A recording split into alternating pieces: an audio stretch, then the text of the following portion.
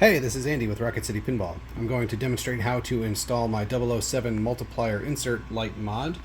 And the reason for this mod is because you'll notice that on the Multiplier light, only half of it lights up. The left side lights up, but the right side doesn't. It looks even brighter in this video than it does in real life. So look at your game and you'll notice that.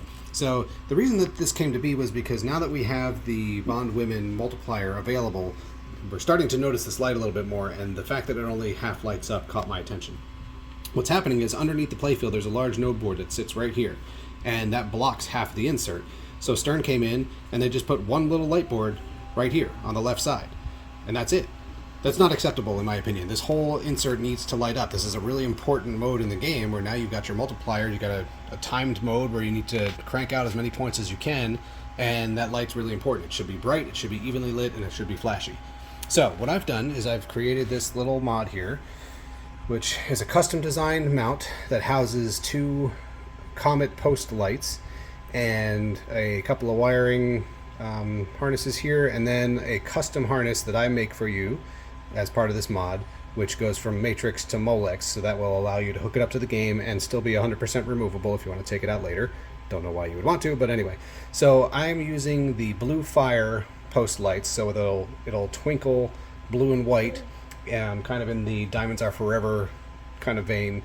I could also do it with regular fire, which is red and yellow and orange, or I could do solid colors, but I prefer the Blue Fire, and I'll demonstrate it for you here shortly. Super easy to install it. All you need is a nut driver, 1/4 inch, preferably magnetic. You can also do it with a flathead screwdriver, but nut driver would be preferable because of the magnetism, so you don't lose your screw. You will also want your Novus and a Q-tip because you're going to find the bottom of that insert is probably already dirty, so you can clean it while we're in there.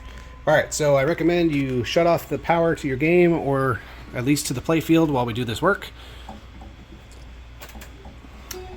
And take the balls out of your game so you can lift up the playfield to the service position.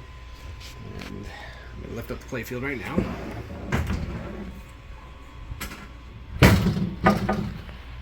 So the board in question is this one right here.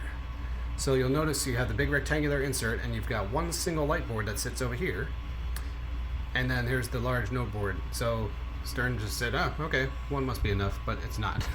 So we're going to take that little board off, and you'll notice there's a little bit of clearance underneath the other board. So my mod is going to fit underneath that board and allow you to fully light this insert.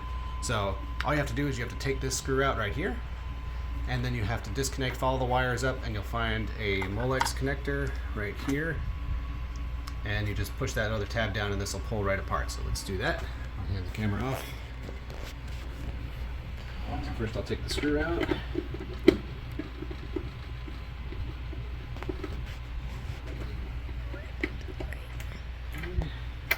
See, good that it's magnetic. And disconnect the Molex connector. So you just push this lever down and the connector comes apart like that. And so now your old board is off. Now, when you have that off, you'll notice that inside here, look at the bottom of that insert. It's all dirty already. I mean, I only have maybe 150, 200 games on this game here, but it's all dirty under there already. So I'm gonna grab some Novus and clean that up real quick. So let me pause the video while I clean that. Okay, a little bit cleaner in there now. So now we're gonna bring in the mods. So let me hand off the camera here. All right, so when you put it in, make sure the wiring is kind of around the bottom like this and over the top like this, like that. All right, now we can slide it in there. So you're just gonna push it up against the bottom of the playfield, just kind of slide it in, just like that. And then you'll see how it lines up with the existing hole that's in there. So then you're gonna get your screw that you had, and you're gonna bring it right back in, put it right back in that hole. Sorry if my hands are in the way. I don't think so. Okay, good. All right, so now we're in.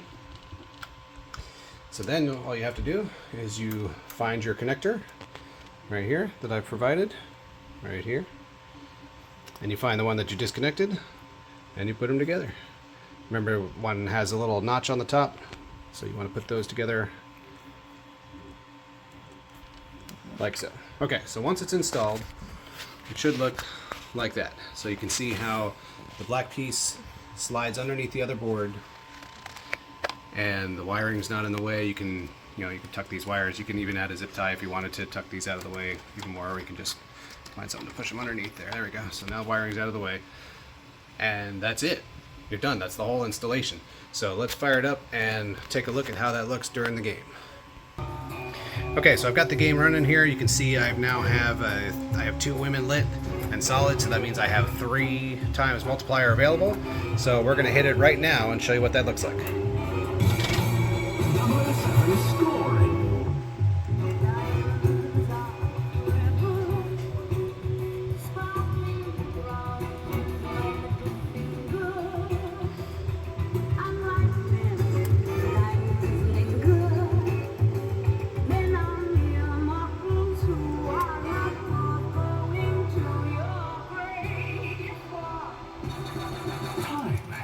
Running out, 007. And as it gets near the end, it's going to start flashing quicker as well.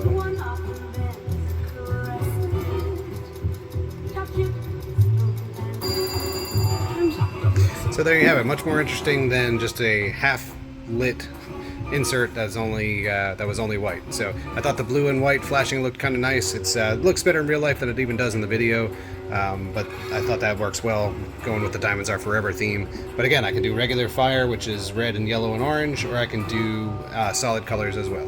So RocketCityPinball.com. Reach out if you have any questions. Hope you enjoy the upgrade to your game.